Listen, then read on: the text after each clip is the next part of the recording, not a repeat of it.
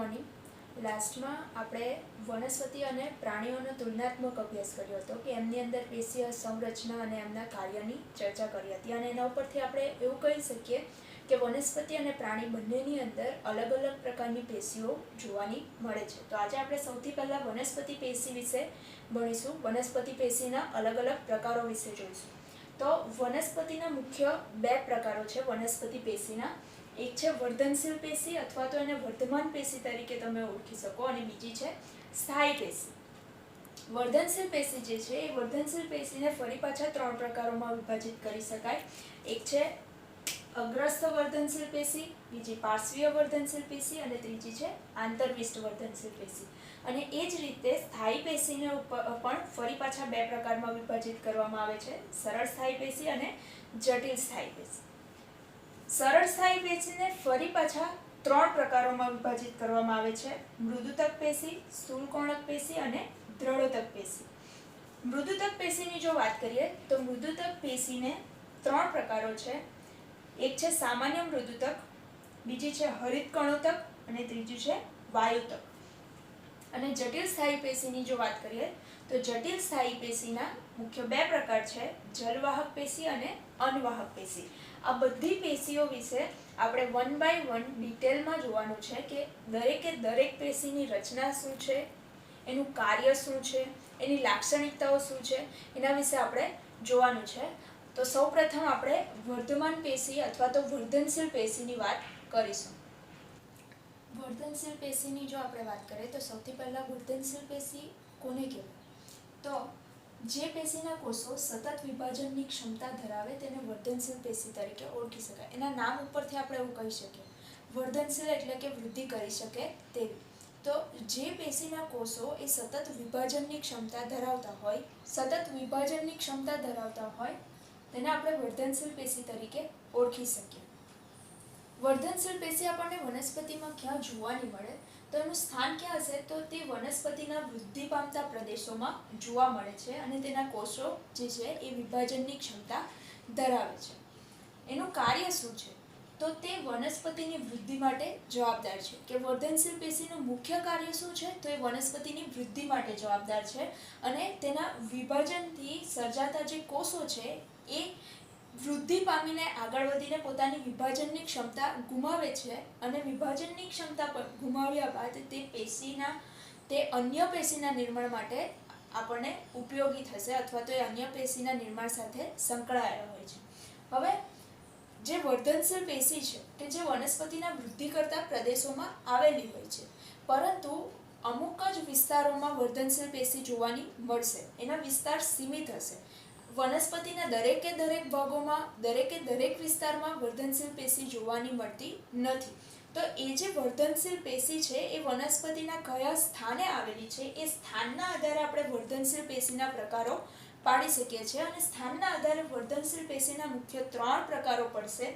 એક છે અગ્રસ્થ વર્ધનશીલ પેશી, બીજી છે પાર્શ્વીય વર્ધનશીલ પેશી અને ત્રીજી છે આંતરવિષ્ટ વર્ધનશીલ પેશી. હવે આપણે વર્ધનશીલ પેશીના ત્રણ પ્રકારો વિશે ડિટેલમાં જોવાનું છે કે અગ્રસ્થ કેમ કહેવામાં આવે છે, અને પાર્શ્વીય કેમ કહેવામાં આવે છે, અને આંતરવિષ્ટ કેમ કહેવામાં આવે છે, કે વનસ્પતિના કયા ભાગોમાં હશે અને એનું કાર્ય શું છે તે આપણે આગળ ડિટેલમાં જોવાનું છે. હવે વર્ધનશીલ પેશીના પ્રકારો વિશે આપણે જોવાનું છે. વર્ધનશીલ પેશીના પ્રકારો: અગ્રસ્થ વર્ધનશીલ પેશી, પાર્શ્વીય વર્ધનશીલ પેશી અને આંતરવિષ્ટ વર્ધનશીલ પેશી. તો સૌથી પહેલાં અગ્રસ્થ વર્ધનશીલ પેશી. અગ્રસ્થ વર્ધનશીલ પેશી આપણને વનસ્પતિની અંદર ક્યાં જોવાની મળશે? તો એનું સ્થાન છે મૂળની ટોચ એટલે કે મૂલાગ્રનો ભાગ, અને વનસ્પતિના પ્રકાંડની ટોચ એટલે કે પ્રરોહાગ્રના ભાગે આપણને અગ્રસ્થ વર્ધનશીલ પેશી જોવાની મળશે. આપણને એના નામ ઉપરથી એવું ખબર પડે. અગ્ર એટલે આગળ, અગ્રસ્થ એટલે આગળના ભાગે અથવા ટોચના ભાગે આવેલી હોય એવી પેશીને આપણે અગ્રસ્થ વર્ધનશીલ પેશી તરીકે ઓળખી શકીએ. અને આપણને વનસ્પતિના મૂળ અને પ્રકાંડ બંનેની ટોચના ભાગો પર જોવાની મળશે. એટલે કે પ્રરોહાગ્ર એટલે પ્રકાંડનો એકદમ ઉપરનો ભાગ, અને મૂલાગ્ર એટલે મૂળનો એકદમ નીચેનો ભાગ. તો મૂળના અગ્રભાગે અને પ્રકાંડના અગ્રભાગે આપણને અગ્રસ્થ વર્ધનશીલ પેશી જોવાની મળશે. અને એ અગ્રસ્થ વર્ધનશીલ પેશીનું કાર્ય શું છે? તો એ મૂળ અને પ્રકાંડની લંબાઈમાં વધારો કરશે. કે પ્રકાંડને ઉપરની તરફ આગળ વધવામાં મદદરૂપ થશે અને મૂળને એ જ રીતે જમીનની અંદર આગળ વધવા માટે મદદરૂપ થશે. કોણ? તો અગ્રસ્થ વર્ધનશીલ પેશી. એ અગ્રસ્થ વર્ધનશીલ પેશીનું સ્થાન ફરી પાછું એકવાર, અગ્રસ્થ વર્ધનશીલ પેશી મૂળની ટોચના ભાગે અને પ્રકાંડની ટોચના ભાગે જોવાની મળશે, અથવા તો તમે એવું કહી શકો મૂલાગ્ર અને પ્રરોહાગ્રના ભાગે આપણને જોવાની મળે. અને એનું કાર્ય શું છે? તો એ મૂળ અને પ્રકાંડની લંબાઈમાં વધારો કરવાનું કાર્ય કરશે. હવે બીજી જે છે એ છે પાર્શ્વીય વર્ધનશીલ પેશી. જેમ આપણે અગ્રસ્થ વર્ધનશીલ પેશીના નામ ઉપરથી એવું કીધું કે અગ્રસ્થ એટલે કે આગળ, અગ્ર એટલે આગળના ભાગે અથવા ટોચના ભાગે, એવી જ રીતે પાર્શ્વીય વર્ધનશીલ પેશીનું સ્થાન પણ એના નામ ઉપરથી આપણે કહી શકીએ. પાર્શ્વ એટલે આજુબાજુ અથવા ફરતે, તો એના નામ ઉપરથી આપણે એનું સ્થાન કહી શકીએ કે એ મૂળ અને પ્રકાંડના પરિઘીય વિસ્તારમાં આવેલું હોય. પરિઘીય વિસ્તાર એટલે કયો વિસ્તાર? તમને ખબર છે કે એક વર્તુળ હોય તો વર્તુળનો પરિઘ કયો કહેવાય? તો એની ફરતેની આ જે ભાગ છે તો એને આપણે વર્તુળનો પરિઘ કહીએ. વર્તુળની આજુબાજુના વિસ્તારને આપણે વર્તુળનો પરિઘ કહીએ. તો એ જ રીતે મૂળ અને પ્રકાંડનો પરિઘીય વિસ્તાર એટલે કે મૂળ અને પ્રકાંડની ફરતેનો જે ભાગ છે તો ત્યાં આપણને પાર્શ્વીય વર્ધનશીલ પેશી જોવાની મળશે. અને એ જે પાર્શ્વીય વર્ધનશીલ પેશી કે જે મૂળ, પાર્શ્વીય વર્ધનશીલ પેશી એટલે એ મૂળ અને પ્રકાંડના ફરતેના આજુબાજુના વિસ્તારમાં આવેલી હોય અથવા તો એ પરિઘીય વિસ્તારમાં આવેલી હોય. અને એનું કાર્ય શું છે? તો એ મૂળ અને પ્રકાંડની પરિઘીય વૃદ્ધિ વધારે છે. પરિઘીય વૃદ્ધિ વધારે એટલે શું? કે મૂળ અને પ્રકાંડના ઘેરાવામાં વધારો કરશે, એની જાડાઈમાં વધારો કરશે. અગ્રસ્થ વર્ધનશીલ પેશીનું કાર્ય શું છે? તો મૂળ અને પ્રકાંડની લંબાઈ વધારશે, જ્યારે પાર્શ્વીય વર્ધનશીલ પેશીનું કાર્ય શું છે? તો એનો ઘેરાવો વધારશે, એની જાડાઈમાં વધારો કરશે. કેમ? કારણ કે સ્વાભાવિક વસ્તુ છે કે એ ફરતેના વિસ્તારમાં આવેલી છે, આજુબાજુના વિસ્તારમાં આવેલી છે, તો એ ત્યાં વૃદ્ધિ પામશે, એના કોષો ત્યાં વિભાજન પામશે, એટલે એનો પરિઘીય વિસ્તાર જે છે, એની આજુબાજુનો વિસ્તાર જે છે તેમાં વધારો થશે અને પરિણામે એનો ઘેરાવો વધશે, એનો પરિઘીય વિસ્તારની વૃદ્ધિ થશે અને એની જાડાઈમાં વધારો થશે. એટલે પાર્શ્વીય વર્ધનશીલ પેશીનું સ્થાન મૂળ અને પ્રકાંડના પરિઘીય વિસ્તારમાં આવેલી હોય અને એનું કાર્ય શું છે? તો મૂળ અને પ્રકાંડના પરિઘીય વૃદ્ધિમાં વધારો કરશે અથવા તો મૂળ અને પ્રકાંડની જાડાઈમાં વધારો કરશે અથવા એના ઘેરાવામાં વધારો કરે. હવે બીજી છે આંતરવિષ્ટ વર્ધનશીલ પેશી. આંતરવિષ્ટ વર્ધનશીલ પેશી એટલે આંતરવિષ્ટ એટલે કે વચ્ચેની તરફ આવેલી હોય એવી પેશી. તો એનું સ્થાન ક્યાં છે? તો બે સ્થાયી પેશીની વચ્ચે આવેલી હોય અથવા તો દાળીઓની જે આંતરગાંઠ છે એ આંતરગાંઠની બંને તરફ અને પર્ણના તલ પ્રદેશમાં આપણને આંતરવિષ્ટ વર્ધનશીલ પેશી જોવાની મળશે. કઈ કઈ જગ્યાએ આંતરવિષ્ટ વર્ધનશીલ પેશી જોવાની મળશે? તો બે સ્થાયી પેશીઓની વચ્ચે, કે વનસ્પતિની અંદર જે સ્થાયી પેશીઓ આવેલી હોય એ બે સ્થાયી પેશીઓની વચ્ચેના ભાગમાં હોઈ શકે, ડાળીઓની આંતરગાંઠોની બંને તરફ હોઈ શકે અને પર્ણના તલ પ્રદેશમાં એ હોઈ શકે. અને એનું કાર્ય શું છે? તો એનું કાર્ય છે એ આંતરગાંઠો વચ્ચેનું અંતર વધારશે. કે આંતરવિષ્ટ વર્ધનશીલ પેશી શું કરશે? તો દાળીઓની જે આંતરગાંઠો છે તેની વચ્ચેનું અંતર વધારશે અથવા તો એની સાથે સાથે એનું બીજું એક કાર્ય છે એ શું છે? તો એ વનસ્પતિની દ્વિતીય વૃદ્ધિ કરશે. દ્વિતીય વૃદ્ધિ એટલે શું? કે તમને ખબર છે કે વનસ્પતિ એટલે ચરતા પ્રાણીઓ કે જે વનસ્પતિઓ ખાઈને જીવતા હોય એવા પ્રાણીઓ એને ખાય, બરાબર? તો એ ચરાઈ ગયેલા જે ભાગ છે એને ફરી પાછો વિકાસ થાય. તો એ ફરી પાછો વિકાસ થવા માટે કોણ મદદરૂપ થશે? તો એ આંતરવિષ્ટ વર્ધનશીલ પેશી મદદરૂપ થશે. એટલે આંતરવિષ્ટ વર્ધનશીલ પેશીનું સ્થાન કયું છે? તો બે સ્થાયી પેશીઓની વચ્ચે, દાળીઓની આંતરગાંઠની બંને તરફ અને પર્ણના તલ પ્રદેશમાં એ આવેલી હોય અને એનું કાર્ય શું છે? આંતરગાંઠો વચ્ચેનું અંતર વધારે અને બીજું કાર્ય કે એ વનસ્પતિને દ્વિતીય વૃદ્ધિ આપવા માટે મદદરૂપ છે. તો વર્ધનશીલ પેશીના સ્થાનના આધારે મુખ્ય 3 પ્રકારો છે. કયા કયા? એક છે અગ્રસ્થ વર્ધનશીલ પેશી, બીજું છે પાર્શ્વીય વર્ધનશીલ પેશી અને ત્રીજું છે આંતરવિષ્ટ વર્ધનશીલ પેશી. અગ્રસ્થ વર્ધનશીલ પેશીનું સ્થાન છે મૂળની ટોચ અને પ્રકાંડની ટોચના ભાગે અથવા તો મૂલાગ્ર અને પ્રરોહાગ્રના ભાગે અને એનું કાર્ય છે મૂળ અને પ્રકાંડની લંબાઈમાં વધારો કરવાનો. પાર્શ્વીય વર્ધનશીલ પેશી એટલે મૂળ અને પ્રકાંડના પરિઘીય વિસ્તારમાં આવેલી હોય. પરિઘીય વિસ્તાર એટલે મૂળ અને પ્રકાંડનો ફરતેનો વિસ્તાર.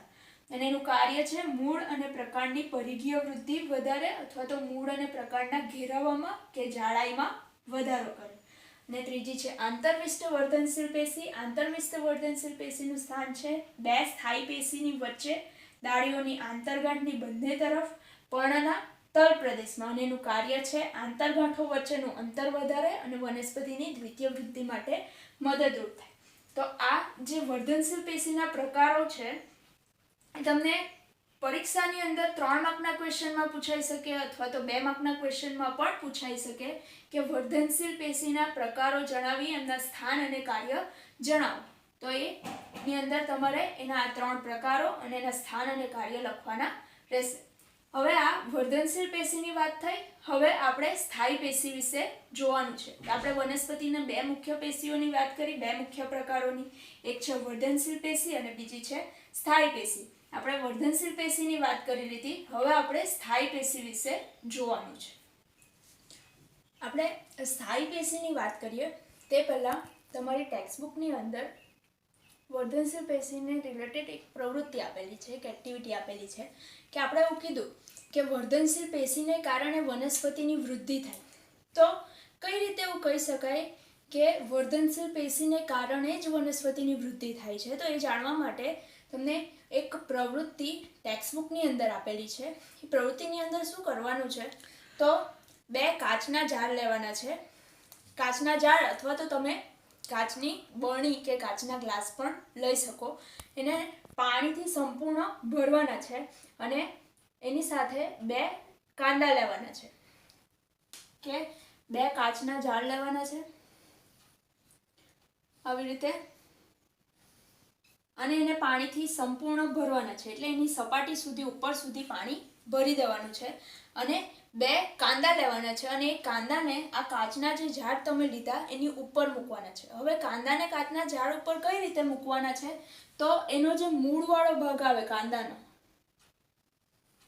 એ આવી રીતે પાણીની અંદર ડૂબેલો રહે એવી રીતે તમારે બંને ઝાડની ઉપર કાંદા મૂકવાના છે.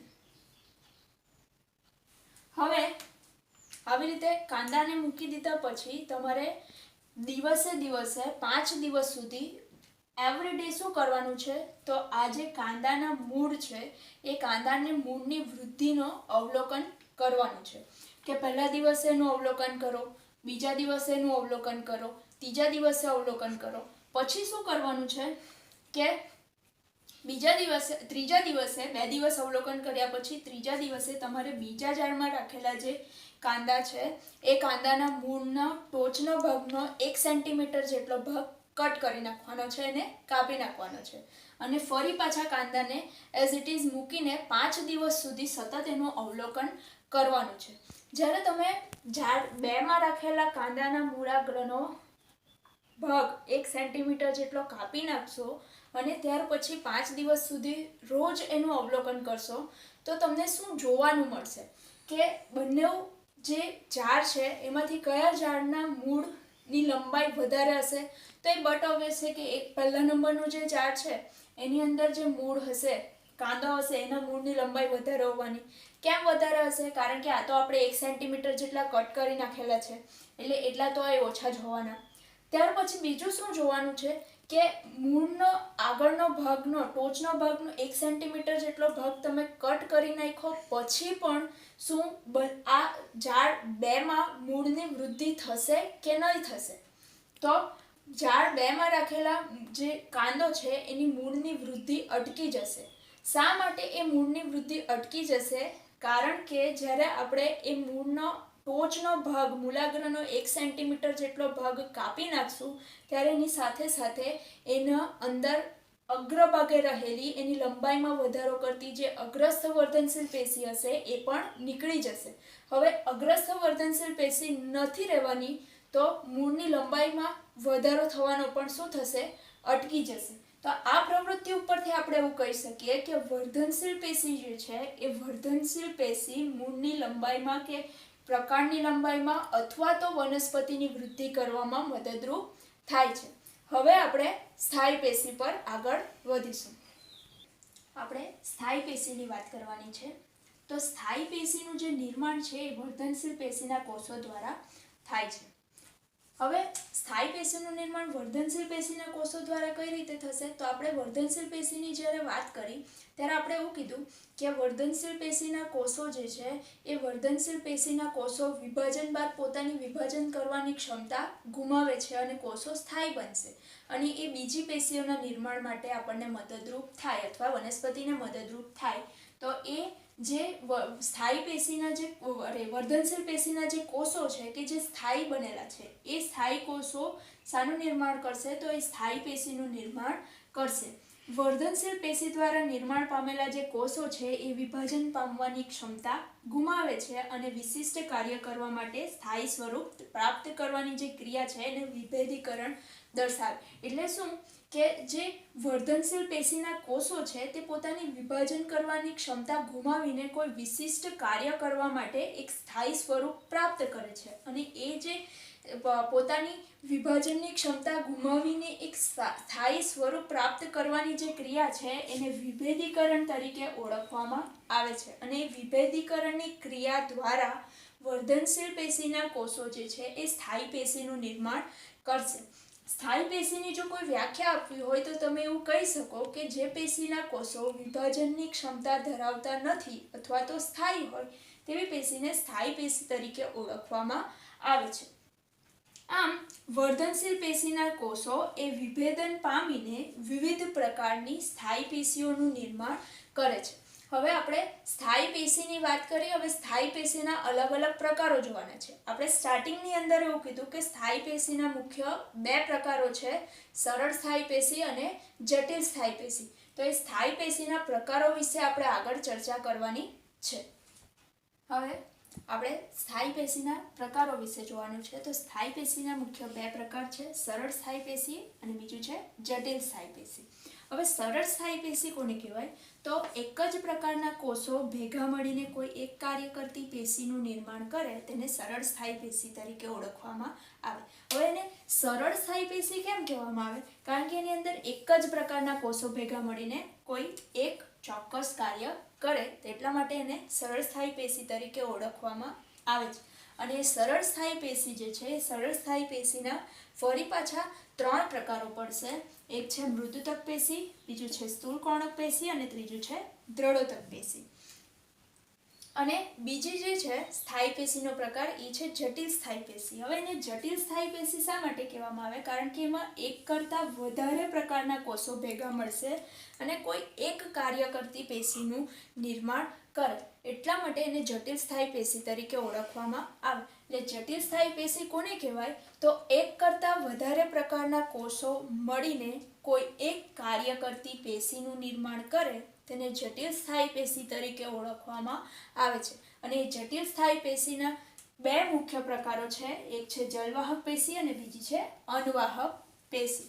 હવે આપણે આ ત્રણ પેશીઓ પણ અને આ બે પેશીઓ એને પણ ડિટેલમાં જોવાની છે કે એનું રચના શું છે, એનું સ્થાન શું છે, એનું કાર્ય શું છે, એ બધી વાતો આપણે ડિટેલમાં જોવાની છે. તો સૌથી પહેલાં આપણે સરળ સ્થાયી પેશી પર આગળ વધીશું. સરળ સ્થાયી પેશી વિશે આપણે વાત કરવાની છે કે સરળ સ્થાયી પેશીના અલગ અલગ પ્રકારો વિશે આપણે ડિટેલમાં જોઈશું.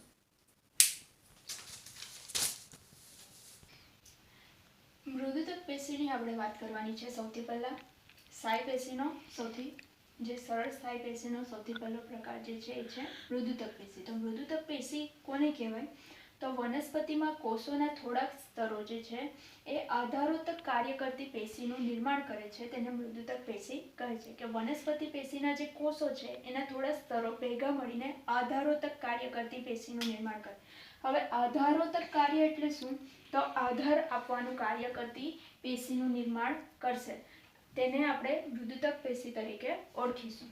હવે મૃદુતક પેશીના જે લક્ષણો છે, મૃદુતક પેશીના લક્ષણો શું છે? તો મૃદુતક પેશીના જે કોષો હશે તે કોષો કેવા હશે? એના કોષો જીવંત હશે, પાતળી કોષ દિવાલવાળા સરળ કોષોની બનેલી છે. તો આ મૃદુતક પેશીના કોષોની રચના અથવા તો મૃદુતક પેશીની રચના કેવી છે, એની અંદર કેવા પ્રકારના કોષો આવેલા છે તે એના લક્ષણોની અંદર આવશે. કે સૌથી પહેલા મૃદુતક પેશીના કોષો જે છે એ જીવંત હશે અને પાતળી કોષ દિવાલવાળા સરળ કોષોની બનેલી છે. કોષો જે છે એ સામાન્ય રીતે શિથિલ ગોઠવણી ધરાવે. હવે શિથિલ ગોઠવણી એટલે શું કે કોષો શિથિલ ગોઠવણી ધરાવે એટલે કે કોષો એકબીજાથી દૂર દૂર છૂટા છૂટા ગોઠવાયેલા હશે, એકબીજાથી એકદમ નજીક નજીક ગોઠવાયેલા હશે નહીં, અને તેથી કોષો વચ્ચે આંતરકોષીય અવકાશ જોવાનો મળે અથવા તો આંતરકોષીય અવકાશ રહેલો હોય છે. હવે આંતરકોષીય અવકાશ એટલે શું તો બે કોષોની વચ્ચેની જે ખાલી જગ્યા છે એને આંતરકોષીય અવકાશ તરીકે ઓળખવામાં આવે. હવે સ્વાભાવિક વસ્તુ છે કે કોષો શિથિલ ગોઠવણી ધરાવશે એટલે કે એકબીજાથી દૂર દૂર ગોઠવાયેલા હશે તો એની અંદર આંતરકોષીય અવકાશ હોવાનો કે કોષોની વચ્ચે ખાલી જગ્યા હોવાની જ. તેથી કીધું છે કે સામાન્ય